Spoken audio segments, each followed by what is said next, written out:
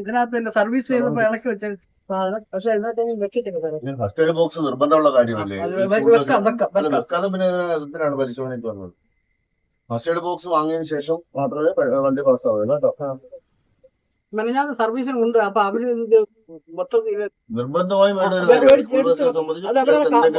വണ്ടി വന്നപ്പോ കമ്പനിയിൽ കവർ ഉണ്ടായിരുന്നു. പറഞ്ഞാൽ പോരാ. നമ്മള് ഇതെടുത്ത് ഫയർ എക്സ്റ്റിംഗ്വിഷറും ഇതെല്ലാം എടുത്ത് സ്കൂളിൽ വെച്ചിട്ട് ടെസ്റ്റിംഗിന് ചെല്ലുമ്പോ മാത്രം കൊണ്ടുവന്ന പോരാ. ഇത് റെഗുലറായിട്ട് യൂസ് ചെയ്യാൻ വേണ്ടിട്ട് തന്നെ വണ്ടിയിൽ സജ്ജമായിരിക്കും.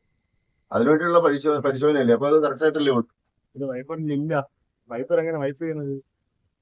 വൈപ്പർ എന്ന് പറയുന്ന സാധനമേ ഇല്ല.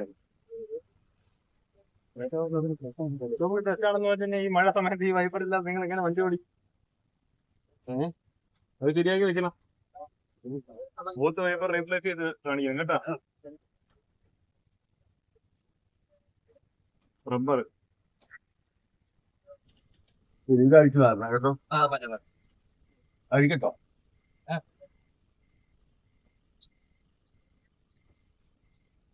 ഡ്രൈവറുടെ വിഷനെ ബാധിക്കുന്ന കാര്യമല്ലേ? സ്പീഡ് ഗവർണർ, സ്കൂൾ ബസിന്റെ സ്പീഡ് ഗവർണർ എന്ന് പറയുന്നത് VIPയുടെ സ്പീഡ് ഗവർണർ എന്ന് പറയുന്നത് 50 km/h സെറ്റ് ചെയ്തിരിക്കുന്നത്. അപ്പോൾ നിർബന്ധമായും 50 km/h കൂടുതൽ വേഗത്തിൽ പോകാൻ പാടില്ല. കുട്ടികളുടെ സേഫ്റ്റിയാണ് അതിനകത്ത് പ്രധാനം. അതുകൊണ്ട് ആണ് ഓരോ വാഹനത്തിനും ഓരോ സ്പീഡ് ഉണ്ട്. അപ്പോൾ ഇതിന് VIPയെ സംബന്ധിച്ച് 50 km/h. ഇപ്പൊ ഇതിപ്പം മാനുഫാക്ചർ ചെയ്യുന്ന സെറ്റ് ചെയ്തിരിക്കുന്ന സ്പീഡ് ഗവർണർ സംവിധാനമുള്ള ഒരു വാഹനമാണ്. അല്ലെങ്കിൽ നമ്മൾ അഡീഷണൽ ആയിട്ട് സ്പീഡ് ഗവർണർ ഡിവൈസ് ഘടിപ്പിക്കേണ്ടതായിരുന്നു. ഈ സീറ്റ് ബെൽറ്റ് പിള്ളേർ പിടിച്ചു കഴിഞ്ഞാൽ പിള്ളേർ ഇരിക്കുമ്പോഴത്തേക്ക് സീറ്റ് ബെൽറ്റ് ഉപയോഗിക്കാൻ ക്യാമറയൊക്കെ വെച്ചിട്ടില്ലേ? അപ്പൊ അതിന്റെ മൈനൊക്കെ നിങ്ങൾക്കല്ലേ പറയുന്നത് ഈ സ്കൂളിൽ ഉടനെ അവരെ വീട്ടിലല്ല ഫൈനൽ. യൂണിഫോം ധരിച്ചുകൊണ്ട് മാത്രമേ എപ്പോഴും ഇന്നിപ്പോ വന്നപ്പോ യൂണിഫോം ഇല്ല. കുട്ടികളുമായിട്ട് പോകുമ്പോൾ നിർബന്ധമായി യൂണിഫോം ധരിക്കണം. അപ്പോ കുട്ടികളെ കയറാനും ഇറങ്ങാനും അല്ല ബാഗ് വെക്കാനും പിന്നെ റോഡ് ക്രോസ് ചെയ്യിക്കാനും ആയവരുടെ സേവനം ഉറപ്പുവരുത്തണം. അതിന്റെ ഉത്തരവാദിത്വം ഡ്രൈവർക്കാണ്. മോട്ടോർ വാഹന നിയമപ്രകാരം ഡ്രൈവർക്ക് നടപടി എടുക്കാൻ പറ്റും. അതുകൊണ്ട് ഡ്രൈവറുടെ ഉത്തരവാദിത്വമാണ്. ഫസ്റ്റ് എയ്ഡ് ബോക്സ് ഇതാണ്. ഫസ്റ്റ് എയ്ഡ് ബോക്സ് ഒക്കെ പൊളിഞ്ഞു വീണല്ലാതെ സെപ്പറേറ്റ് ഈ പിള്ളേര് തള്ളി ഇതിന്റെ പൊട്ടിയാ ഇതൊക്കെ ശരിയാക്കി വെക്കണം കേട്ടോ. ഇതിനകത്തുണ്ട്. അതായത് പിടിപ്പിച്ച് വെക്കണം. ഇത് പൊട്ടിയിരിക്കുന്നോണ്ടാണ് അത് വീഴുന്നത്. ഇവിടെ പൊട്ടിയതെന്താണ് സെപ്പറേറ്റ് ബോക്സ് അടിച്ച് വെക്കുക. എല്ലാം പോയാണ്. ഈ മരുന്നൊക്കെ പുതിയത് പെട്ടി പഴയതാന്നേ ഉള്ളൂ അല്ലേ?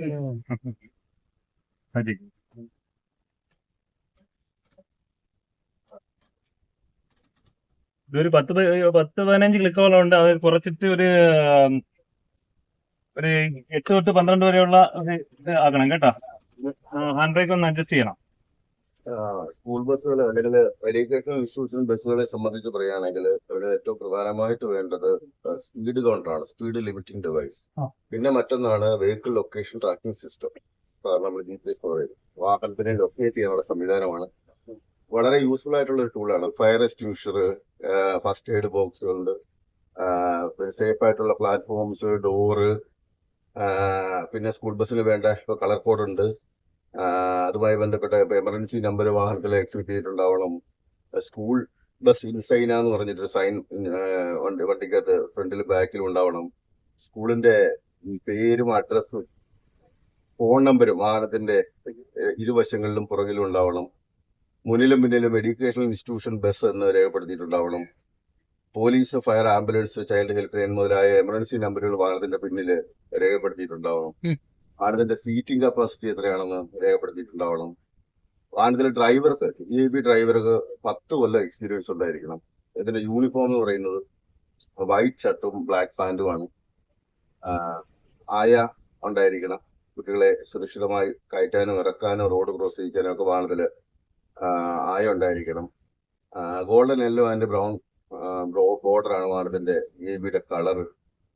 പിന്നെ വാഹനത്തിൽ ഇങ്ങനെയുള്ള വാഹനങ്ങളിൽ പരസ്യം ചെയ്യാനോ ബാനർ കെട്ടാനോ കൂളിംഗ് ഫിലിം ചെയ്യാനോ ഒന്നും പാടില്ല. നിലവിൽ ഫിറ്റ്നസ് ഉള്ള വാഹനങ്ങളും കൂടി നമ്മൾ പരിശോധിക്കുന്നുണ്ട്. കാര്യം ഇത് മറ്റു കാര്യങ്ങളെല്ലാം സേഫാണ്.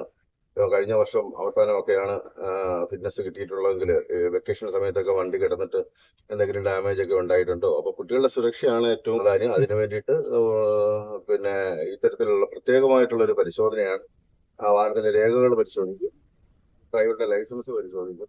അതിനോട് ഭാഗമായിട്ട് തന്നെ പിന്നെ ഒരു സ്റ്റിക്കർ പതിക്കും. എല്ലാം എല്ലാ കണ്ടീഷൻസും ഓക്കെ ആണെന്നുണ്ടെങ്കിൽ നമ്മൾ സ്റ്റിക്കർ പതിച്ച വാഹനങ്ങൾ വഴിയിൽ പിന്നെ അധികം പരിശോധിക്കേണ്ടി വരില്ല. സ്റ്റിക്കർ പതിക്കാത്ത വാഹനങ്ങൾ വഴിയിൽ നമ്മൾ പരിശോധിക്കുന്നുണ്ട്. പിന്നെ ഈ ബാനർ കെട്ടാൻ പാടില്ല. പുറകിൽ ബാനർ കെട്ടുമ്പോൾ പ്രശ്നം വെച്ചാൽ ഒന്ന് ബ്രേക്ക് ലൈറ്റ്, മറ്റേ എമർജൻസി നമ്പറുകൾ ഇതെല്ലാം മറയും. അതുകൂടാതെ തന്നെ ഈ വലിച്ചു കെട്ടുന്ന ചരട് കുട്ടികൾക്കോ അല്ലെങ്കിൽ റോഡിൽ ഉപയോഗിക്കുന്ന മറ്റുള്ളവർക്കോ കുരുങ്ങാനും അപകടം ഉണ്ടാകാനുള്ള സാധ്യതയൊക്കെ ഉണ്ട്. കറക്റ്റ് വരുന്നില്ലല്ലോ. യൂസ് ചെയ്യാൻ പറ്റുന്ന പറ്റുന്ന നോക്കിയോ.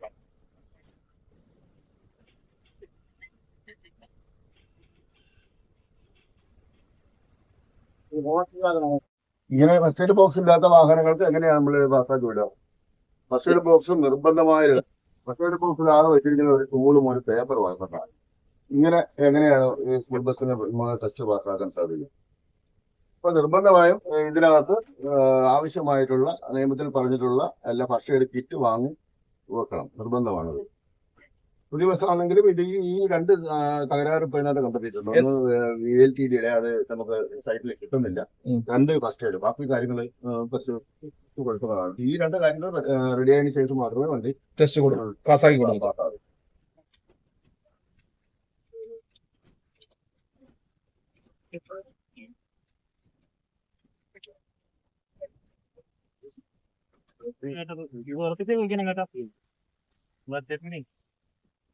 ഇതും ജ്യൂസാണ്. അത് ബാക്കിയെടുത്ത് നോക്കിയിട്ട് ചെയ്യാം. ആർക്കറിയാം, വർഷങ്ങൾക്ക് മുമ്പ് നമ്മളെ ട്രിവാൻഡ്രത്തെ കരിക്കകം എന്ന് പറയുന്ന സ്ഥലത്ത് ഒരു വണ്ടി ഇതിലോട്ട് പാർവതി ചിത്തനാറിലോട്ട് മറിഞ്ഞ് ഒരുപാട് കുട്ടികൾ അപകടത്തിൽപ്പെട്ട ഒരു സാഹചര്യം ഉണ്ടായിട്ടുണ്ട്. അതിനെ തുടർന്നാണ് ഇങ്ങനെ ഒരു പരിശോധന എല്ലാ വർഷവും നടത്തുന്നത്. അതിന്റെ തുടർന്നുണ്ടായിരുന്ന ആ വർഷം തന്നെ 2 അപകടങ്ങൾ ഉണ്ടായിട്ടുണ്ടായിരുന്നു. അതിനെ തുടർന്ന് ഇങ്ങനെയുള്ള പരിശോധന നമ്മുടെ ഈ മൺസൂൺ കാലം തുടങ്ങുന്നതിന് മുമ്പ് തന്നെ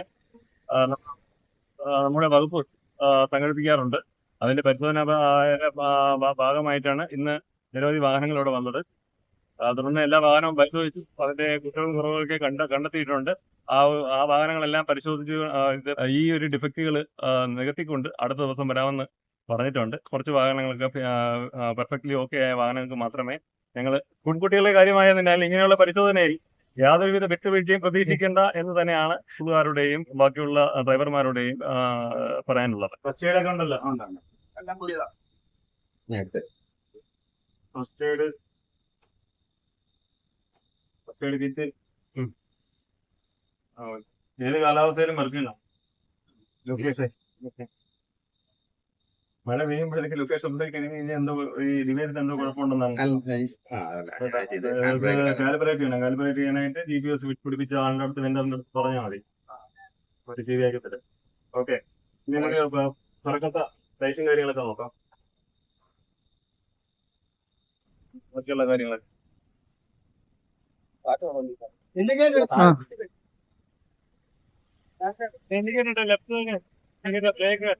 ലെഫ്റ്റ് ബ്രേക്ക് വൈപ്പർ ഇട്ടപ്പണ്ടാവും. ഒന്ന് റോഡൊന്നും കാണാൻ വയ്യ.